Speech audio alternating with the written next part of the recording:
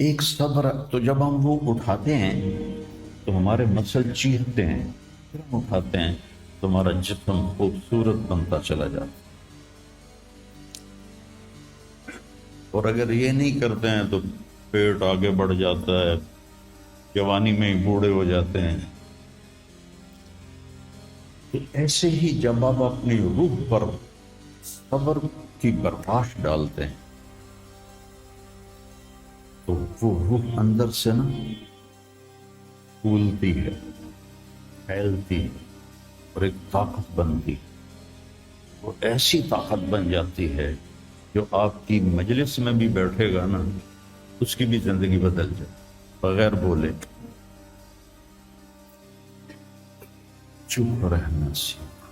السلام علیکم ورحمۃ اللہ وبرکاتہ۔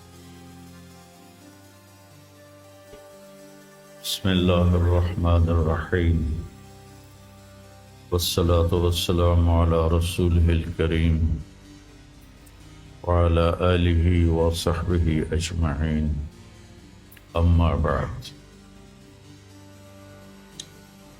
میرے بھائیو، دوستو اور عزیز طلبہ،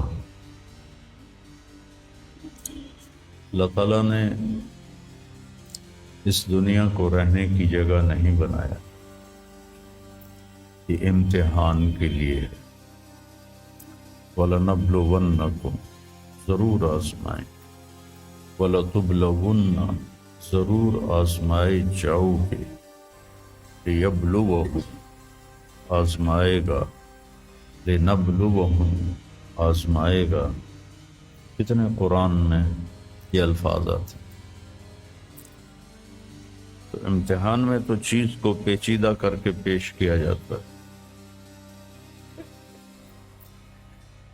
تو بچہ پیدا ہوتے ہی مختلف گھاٹیاں اس کے لیے امتحان ہی ہوتی ہیں، یہاں تک کہ وہ اللہ کو راضی کر کے مر جائے اور اللہ کے پاس پہنچ جائے تو وہ ساری دنیا کے دکھ درد ایک ہوا کے جھونکے سے بھول جاتا ہے۔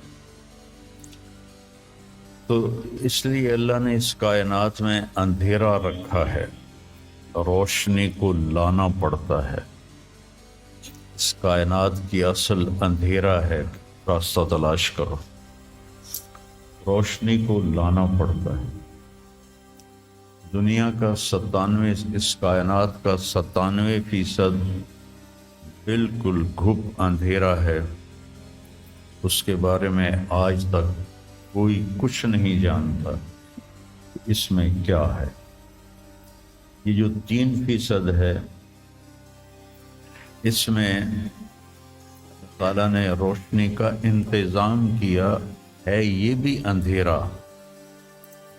والذی جعل الشمس ضیاء والقمر نورا وقدرہ منازل، جو وہ سورج کو لے کر آیا اور چاند کو لے کر آیا، ورنہ اصل یہ بھی اندھیری کائنات ہے۔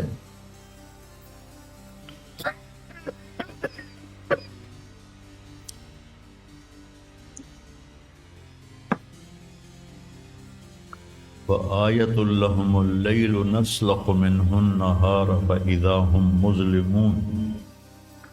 سورہ یاسین کی یہ آیت بتلاتی ہے کہ اللہ نے ایک بڑی خوبصورت تشبیہ دی ہے بات کو سمجھانے کے لیے۔ جانور کی جب کھال کھینچی جاتی ہے تو اندر جو کچھ ہوتا ہے وہ باہر آ جاتا ہے۔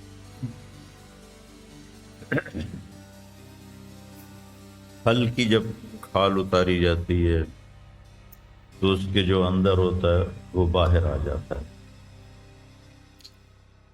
تو اللہ نے اس کائنات کو ایک جانور سے تشبیہ دی ہے۔ سلخہ کہتے ہیں کھال اتارنا۔ کسائی، آپ عید پہ تو آپ سب بھی دیکھتے ہیں کہ وہ لگے ہوتے ہیں، کھال اتار رہے ہوتے ہیں۔ تو وَآیَةٌ لَهُمُ اللَّيْلُ، میری نشانیوں میں سے رات ہے۔ میں کیا کرتا ہوں، اس کو دن کی کھال پہناتا ہوں۔ تو تم روشن دن دیکھ رہے ہو، ایک دوسرے کو دیکھ رہے ہو کہ میں نے سورج کو حکم دیا تو الشمس تجری لمستقر لہا، وہ اپنے مدار پہ چل پڑا۔ پھر میں نے چاند ایک صبر، تو جب ہم وہ اٹھاتے ہیں تو ہمارے آ رہے ہوتے ہیں، تو وہ آیت اللہم اللیل، میری نشانیوں میں سے رات ہے۔ میں کیا کرتا ہوں، اس کو دن کی کھال پہناتا ہوں۔ تو تم روشن دن دیکھ رہے ہو، ایک دوسرے کو دیکھ رہے ہو کہ میں نے سورج کو حکم دیا تو الشمس تجری لمستقر لہا، وہ اپنے مدار پہ چل پڑا۔ پھر میں نے چاند کو حکم دیا تو والقمر قدرناہ منازل، تو وہ اپنی رات کے اندھیروں میں اجالے لانے لگا۔ تو پھر میں کیا کرتا ہوں، نسلخ منہ النہار، یہ جو دن کی میں نے کھال پہنائی اندھیروں کو، اس کے اوپر سے میں دن کی روشنی کی کھال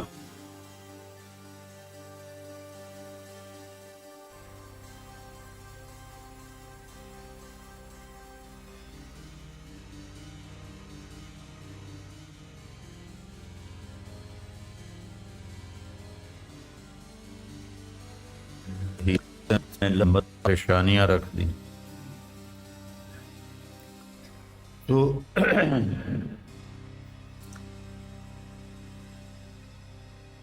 ایسے ہی زندگی میں انسان اندھیرا اس کی آزمائشیں ہیں، اس کی پریشانیاں ہیں، اس کے غم ہیں، اس کے صدمے ہیں، اور روشنی تھوڑی دیر کے لیے جو آتی ہے وہ اس کی خوشیاں ہیں، جو لمحے کے لیے آتی ہیں غائب ہو جاتی۔ تو ہمیشہ کی خوشی جس میں غم نہ آئے وہ جنت ہے، اور ہمیشہ کا غم جس میں خوشی نہ آئے وہ جہنم ہے۔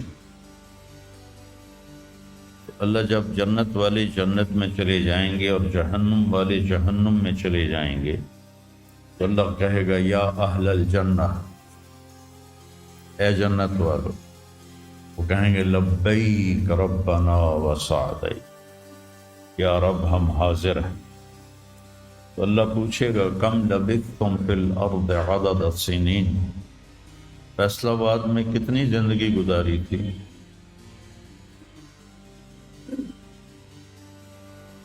تو سارے کہیں گے نوح علیہ السلام سمیت جنہوں نے 1400 سال کی زندگی پائی، 950 سال تو تبلیغ کی، 400 سال اوپر گزارے، وہ بھی کہیں گے یومن او بعد یوم، یا اللہ یا ایک دن گزارا تھا یا آدھا دن گزارا تھا۔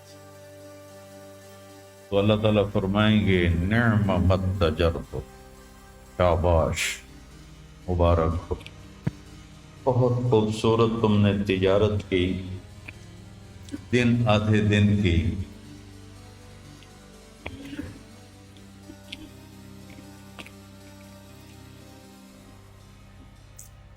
بہت بڑھیا تجارت کی تم نے، دن آدھے دن میں اپنے نفس کو مار لیا اور اپنی خواہشات پہ قابو پا لیا۔ تو آج تم نے کیا تجارت کی ہے؟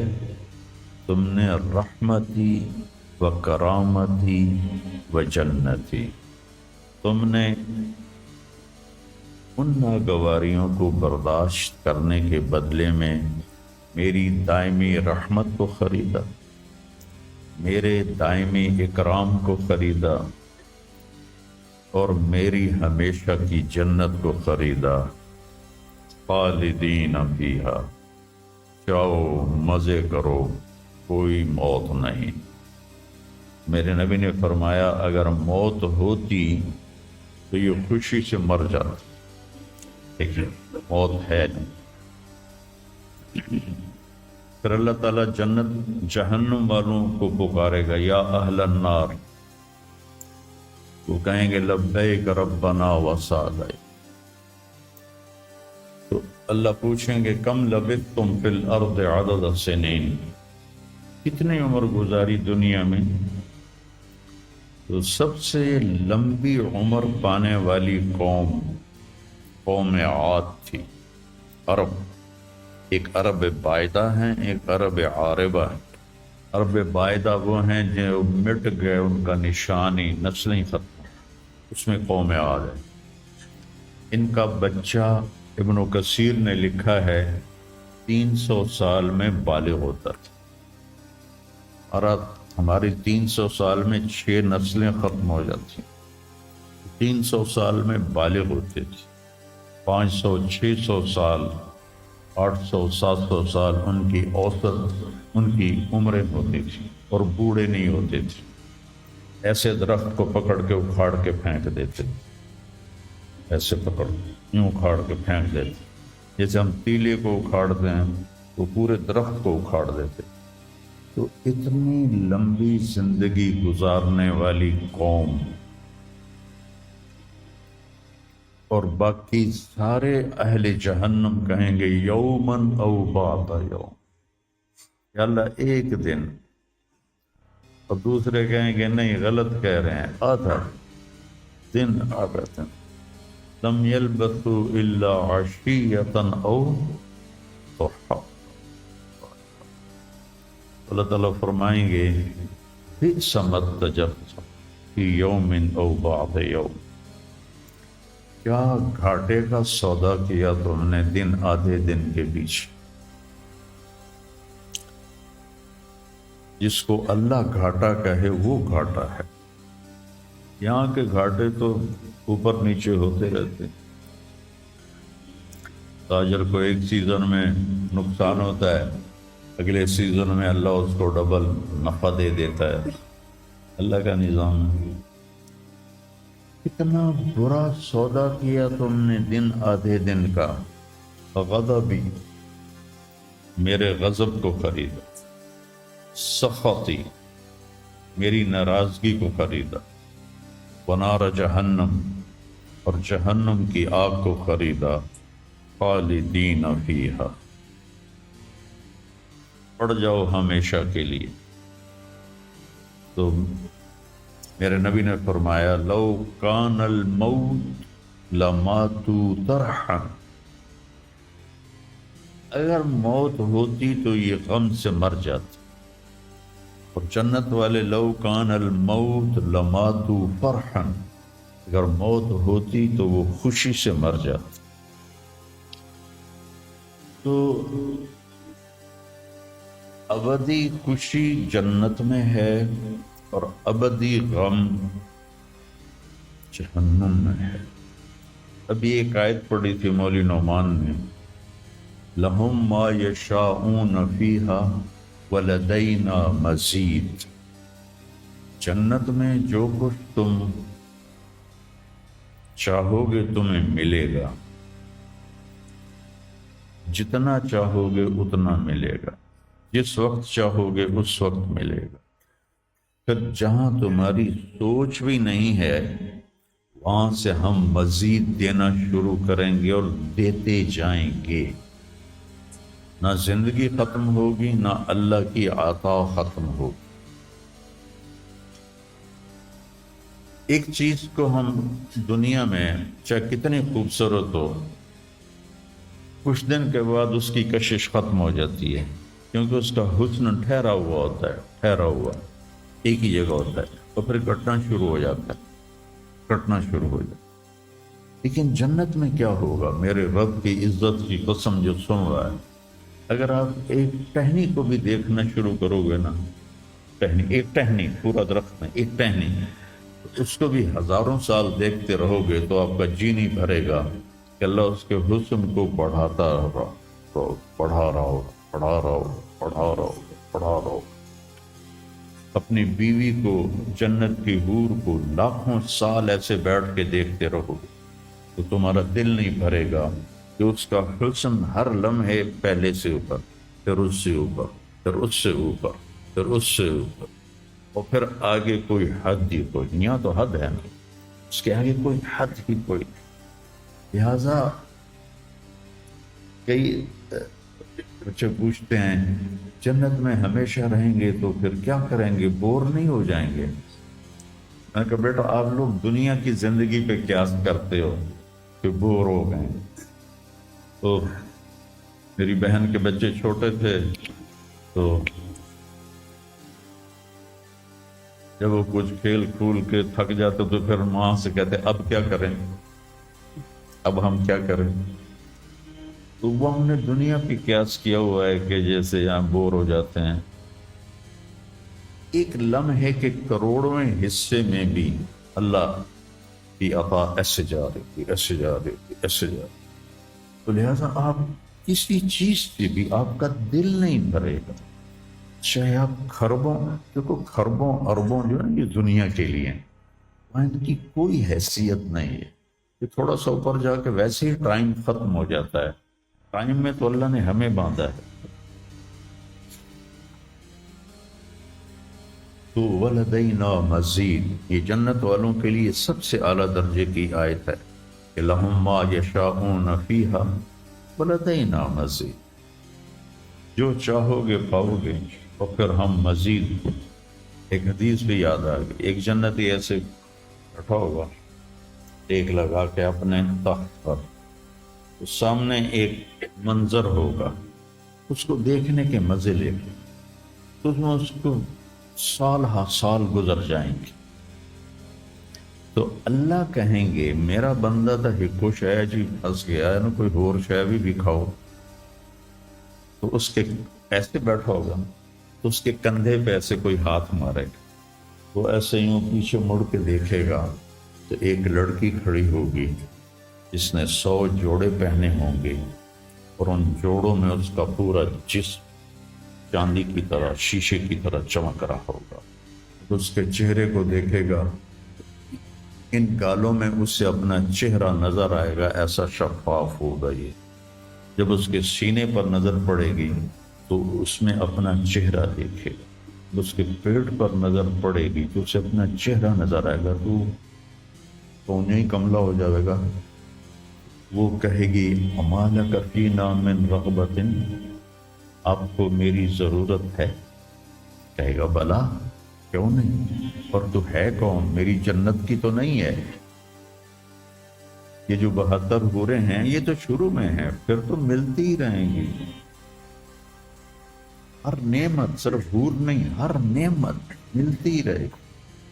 تو وہ کہے گا بلا لیکن من انتی، یہ تو بڑا چاہ رہا ہے لیکن تو ہے کون؟ کہے گی انا من اللواتی قال اللہ تعالی ولدینا مزید، میں ان میں سے ہوں جن کے بارے میں اللہ کہتا ہے ولدینا مزید، ولدینا مزید،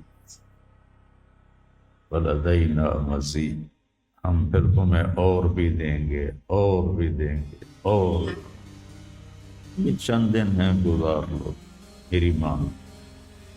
جہنم والوں کے لیے سب سے خوفناک آیت ہے فَذُوقُوا فَلَن نَّزِيدَكُمْ إِلَّا عَذَابًا، ان کا عذاب ایک جگہ پہ نہیں ٹکا ہوگا، بڑھتا جائے گا، بڑھتا جائے گا۔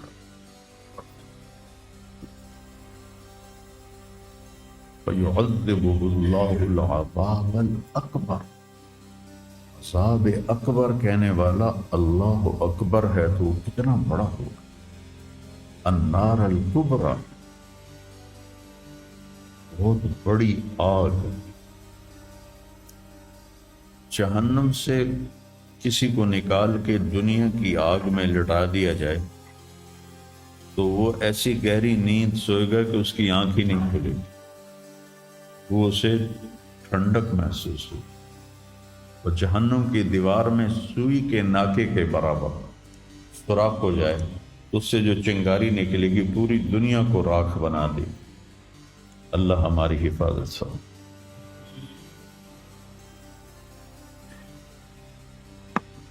تو یہ پیپر ہے، تو اللہ تعالیٰ کو جو چیز سب سے زیادہ پسند ہے ایمان کے بعد، لا الہ الا اللہ محمد رسول اللہ کے بعد، وہ بندے کا صبر ہے۔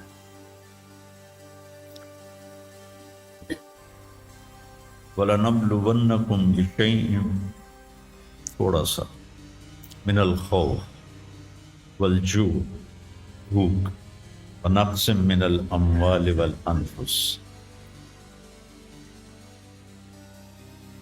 مال اور جان میں کمی، پھر کیا ہے، والثمرات، اور کاروبار میں کمی، کھیتیوں میں کمی، پھر کیا کرو، وَبَشِّرِ الصَّابِرِينَ، وَبَشِّرِ الصَّابِرِينَ، صبر والوں کو بشارت دے دو، اولئک علیہم صلوات، ان کو اللہ شاباش دے رہا۔ صلوات کا ترجمہ میں کرتا ہوں شاباش، کہ اللہ کہہ رہا ہے شاباش، واہ واہ، کیا کہنے، ورحمہ، اور رحمت بھیج رہا ہے،